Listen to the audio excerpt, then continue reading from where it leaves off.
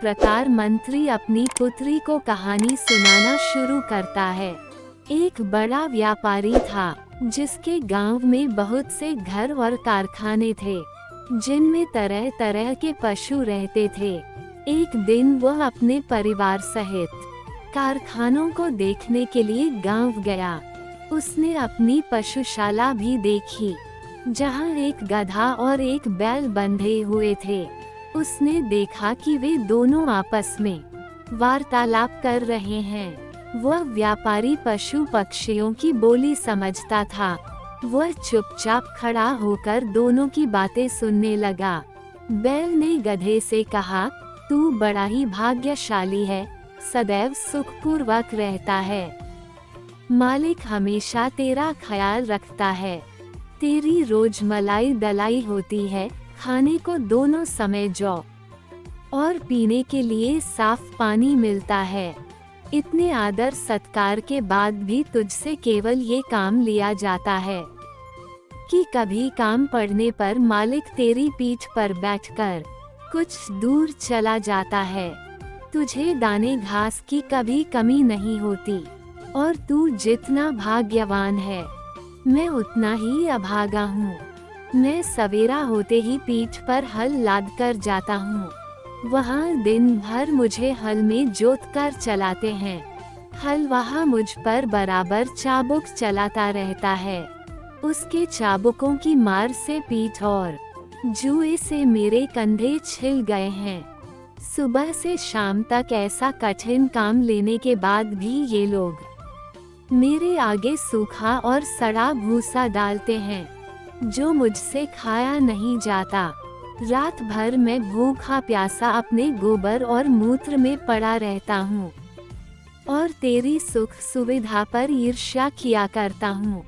गधे ने ये सुनकर कहा, ए भाई, जो कुछ तू कहता है सब सच है। सचमुच तुझे बड़ा कष्ट है, किंतु जान पड़ता है तू इसी में प्रसन्न है। तू स्वयं ही सुख से रहना नहीं चाहता। तू यदि मेहनत करते करते मर जाए तो भी ये लोग तेरी दशा पर तरस नहीं खाएंगे।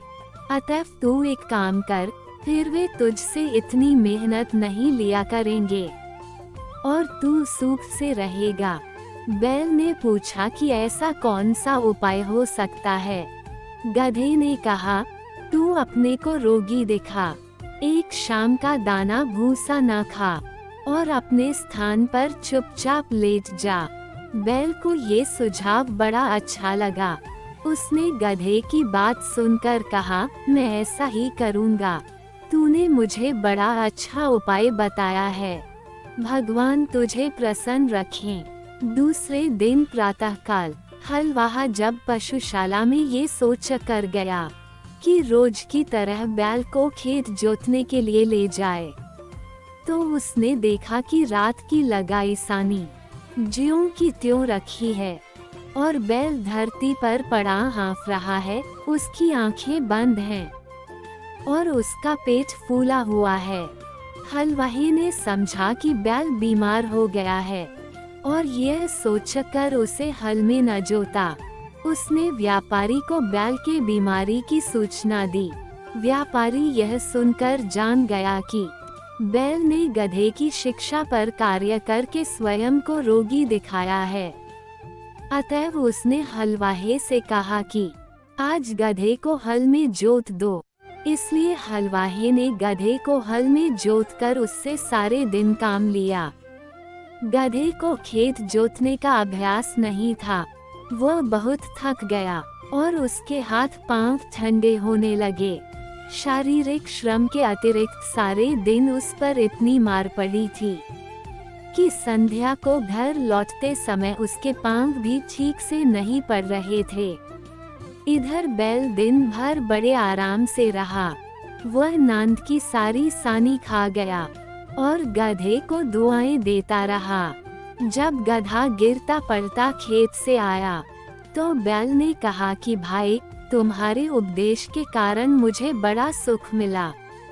गधा थकान के कारण उत्तर न दे सका और आकर अपने स्थान पर गिर पड़ा। यह मन ही मन अपने को धिक्कारने लगा कि अभागे, तूने बैल को आराम पहुंचाने के लिए अपनी सुख सुविधा का विनाश कर दिया।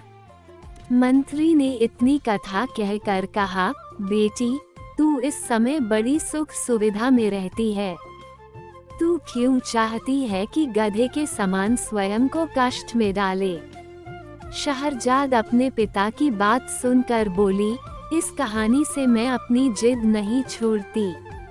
जब तक आप बादशाह से मेरा विवाह नहीं करेंगे, मैं इसी तरह आपके पीछे पड़ी रहूंगी। मंत्री बोला, अगर तू जिद पर अड़ी रही तो मैं तुझे वैसा ही दंड दूंगा जो व्यापारी ने अपनी स्त्री को दिया था। शहरजाद ने पूछा, व्यापारी ने क्यों स्त्री को दंड दिया और गधे और बैल का क्या हुआ? मंत्री ने कहा, दूसरे दिन व्यापारी रात्रि भोजन के पश्चात अपनी पत्नी के साथ पशुशाला में जा बैठा और पशुओं की बातें सुनने लगा।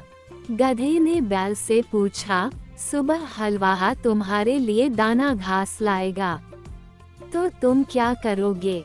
जैसा तुमने कहा है वैसा ही करूँगा, बैल ने कहा। गधे ने कहा, नहीं, ऐसा ना करना, वरना जान से जाओगे।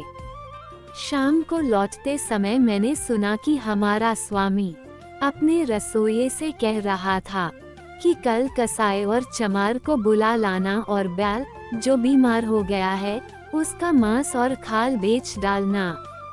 मैंने जो सुना था वह मित्रता के नाते तुझे बता दिया। अब तेरी इसी में भलाई है कि सुबह जब तेरे आगे चारा डाला जाए तो तू उसे जल्दी से उठकर खा ले और स्वस्थ बन जा। फिर हमारा स्वामी तुझे स्वस्थ देखकर तुझे मारने का इरादा छोड़ देगा।